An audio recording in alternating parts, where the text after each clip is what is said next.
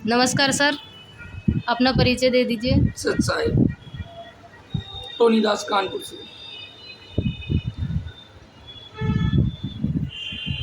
जैसे कि आजकल पितर पूजा श्राद्ध पक्ष चल रहा है, उस पर आप कुछ कहना चाहेंगे? बहुत बहुत धन्यवाद करना चाहता हूँ आपके चैनल का,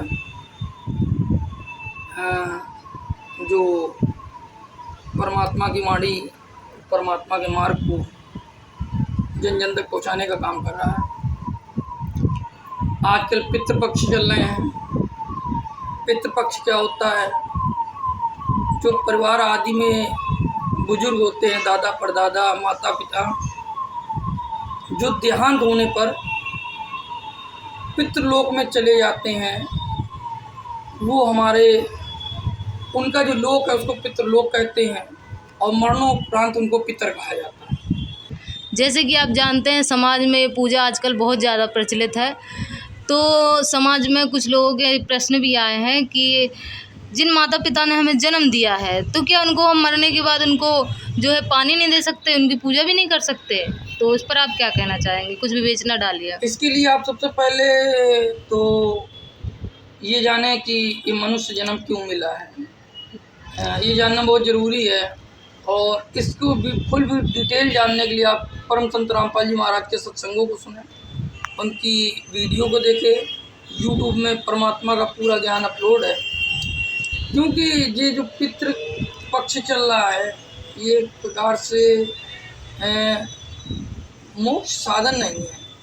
मनुष्य का जीवन मोक्ष पाने के लिए हुआ है। और अगर मान लीजिए अगर कोई साधना करते वक्त मर जाए, वो साधक अगर पितृ बन रहा है किसी पूजा से, तो अगर वो पितृलोक में गया है, अगर उस लोक में पानी नहीं है, खाना नहीं है, वो भूखा प्यासा मर रहा है, आपके ही पानी देने पर आश्रित है, तो ऐसे पितृलोक में जाने से लाभ क्या?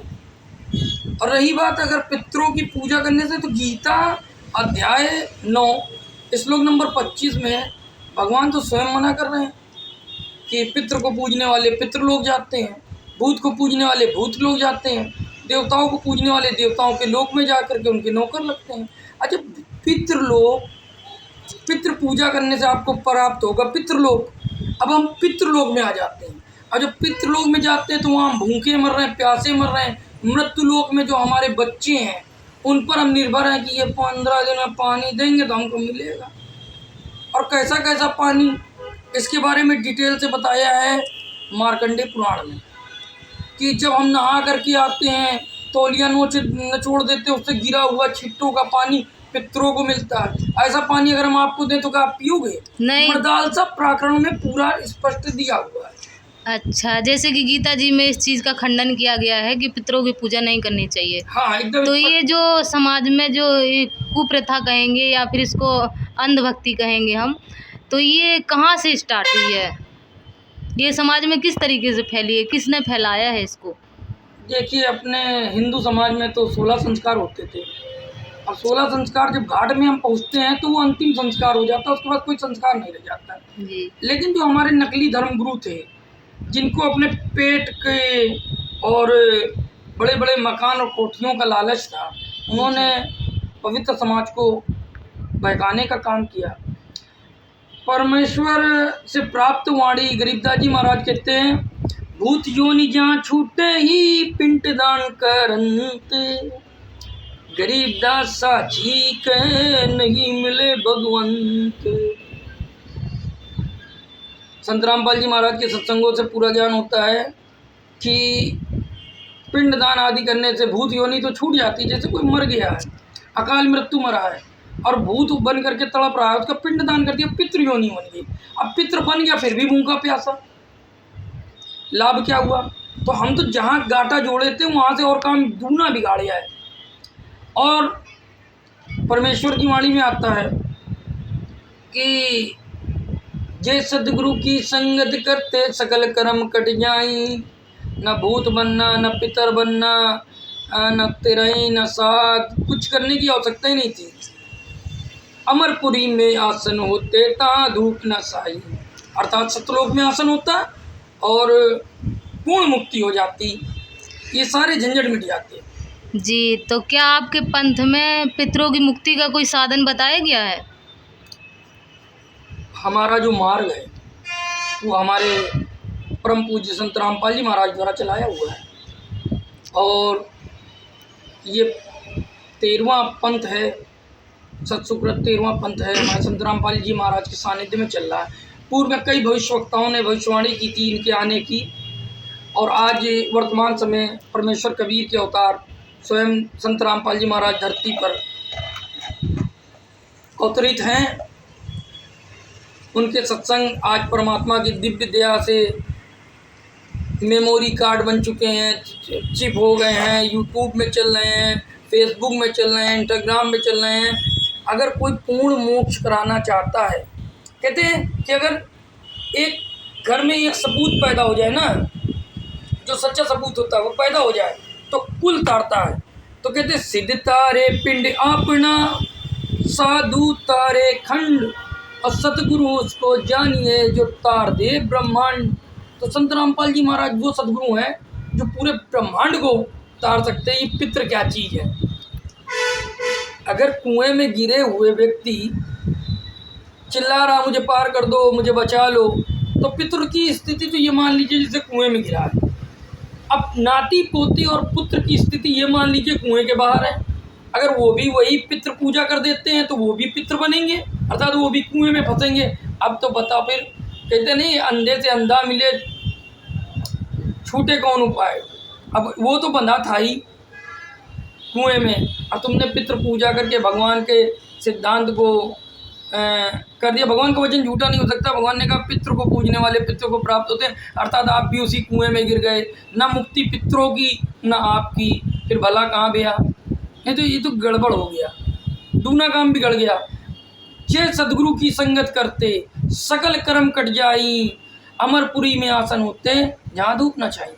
अमरपुरी में आपका आसन होता और ये सारे झंझट मिट जाते। और तुलसीदास आदि ने भी कह रखा है कलयुग केवल नाम आधारा, सुमर सुमर नर उतर पारा। सिंपल सी भक्ति है। कलयुग में ना तो कोई जप है, न कलयुग में ना तो इस प्रकार का कोई तीर्थ करने के लिए तुलसीदास जी ने बता रखा है, ना ही तो तीर्थ के लिए बता रखा है, ना ही व्रत उपवास के लिए। व्रत के लिए तो गीता में भी मना कर रखा है कि अर्जुन ये जो योग है बिल्कुल ना खाने वाले का भी सिद्ध नहीं होता और ज़्यादा खाने वाले का भी सिद्ध नहीं होता। तो दैट्स क्लियर कि कलयुग केवल नाम आधारा।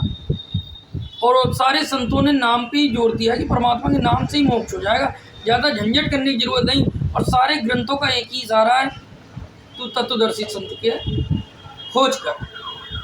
आज वर्तमान में तत्वदर्शी संत रामपाल जी महाराज हैं।